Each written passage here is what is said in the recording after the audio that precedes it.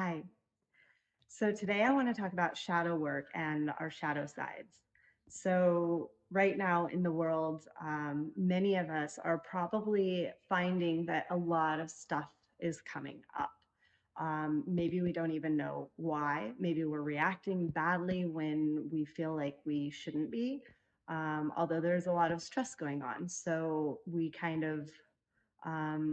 we kind of put the blame on the exterior, the external, what's going on in the world.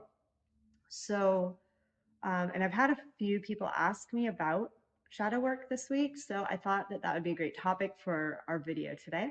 So I'm going to start out by just answering the question, what is the shadow side? So simply put, the shadow side is all that we don't know or can't see about ourselves, all that we don't know and we can't see about ourselves. So this is different than, this is unconscious. So this is different than the conscious aspects of ourselves that we do know about. So perhaps you've gone through a divorce or lost a loved one or been in an abusive relationship or were abused as a child. These are things that are very obvious for why we behave in certain ways and why we react in certain ways, and we know they're there. They're just kind of shoved in the basements of our psyche, of our souls, and maybe we just haven't quite dealt with them yet, but we know they're there. So this is deeper than that. The shadow side is are things that they come up subconsciously. So we might have some reaction to something, but we really have no idea why. It's like, oh, I had a great childhood. Oh, I dealt with so many things about myself. Why am I still reacting so badly? Or why am I not able to step into my power? What's holding me back? That's the shadow side. So what I like to do with clients is do an exercise, and it's kind of a spoiler because when I do this exercise, the client doesn't really know what I'm doing. And then it kind of unfolds as we do the process. But I'm really passionate about sharing these tools. So if you want to do this at home, I think it's a really, really good exercise. And it doesn't really matter if you know that outcome because I still feel like it's effective anyways. So basically what we do is we take three people that you maybe don't like so much, or you have, you butt heads with, or every time you're around them, they make you feel uncomfortable, or they rub you the wrong way. So you pick three of those people. And then you pick three people that you really admire. So this could be the Dalai Lama, this could be a family member, or it could be a community member who you see is a good parent, or a yoga teacher that you really admire. So it's raining really hard right now. I don't know if that's audible, but it is pouring down rain right now. So I take it as a good omen. So anyways, so you pick these three, the three good positive trait people and the three negative trait people, and you write down all the traits about them. So with the negative, maybe it's that you just don't like how they treat other people. Maybe they're always negative. Maybe they're stubborn. It could be a multitude of different things that you just see in them and you're like, look. And with the positive people, maybe you see compassion, generosity, groundedness, creativity, all these types of things that you could almost be envious of. So you take all of these things, positive and negative, and you look at them. So the only reason that you're pulling these things out of other people is because they're within you. If they weren't within you, then you would not see them. You'd have no clue. You couldn't even see it. So they're basically holding a mirror up to you so that you can see what it is, positive and negative. That's right. Shadow side can be positive. So positive and negative aspects of yourself.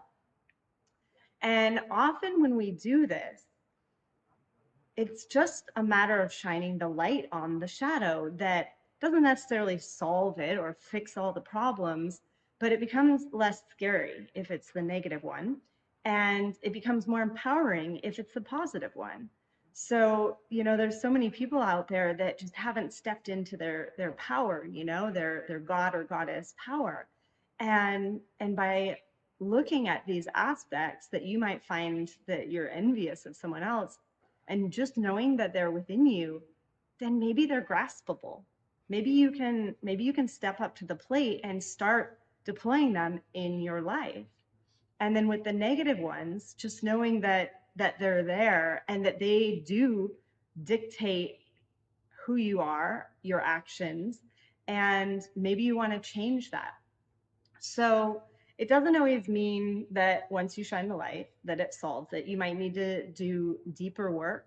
So that can entail, deep meditation. Maybe you find a practice that really resonates with you. And there are so many.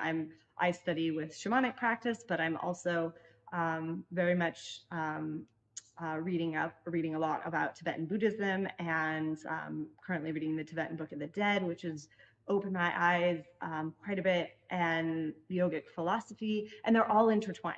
I mean, they all say the same thing. So it doesn't really matter what avenue grabs you and you go down, but maybe you need to pick up something a little deeper. Some people choose plant medicine to really see what their issues are, and work through them. So a lot of shadow stuff can come up in this work. And one thing that kind of bothers me a little bit when I see out in the media is a lot of healers and light workers talk about just being the light. Go towards the light, be the light.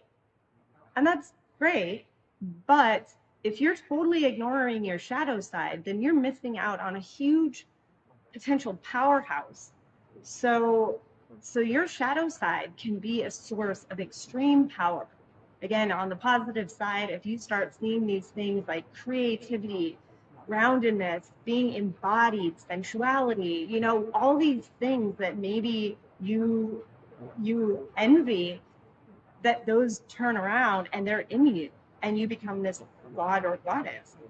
And then when you kind of work on the dark ones, then they're released and they're not so scary anymore. There's this really, really great kind of cartoon series where there's a woman and there's this big scary monster, and so initially she's in fear. She's crouched over and she's like, big scary monster. And then the monster starts shrinking a little bit, and she stands up and looks at the monster and realizes the monster's maybe not so scary. The monster comes to about her height.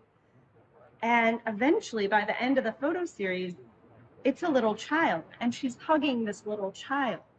And you realize that a lot of the big scary monsters within you are just a broken child, a little part of your life where you maybe felt scared or alone or unloved, even if the best intentions were there. So I invite you to, if you are interested in shadow work, to maybe start with doing that exercise and see where you go. I've been delving into shamanic studies, so for me, a lot of my shamanic literature addresses the shadow side, but there's tons of resources out there. There's meditations that you can do. So yeah, I hope that this helps you on your quest for kind of unveiling that subconscious realm that can be a little tricky and a little scary to navigate through at times. So, thank you for listening, and I hope you're all having a great weekend, and namaste and aho.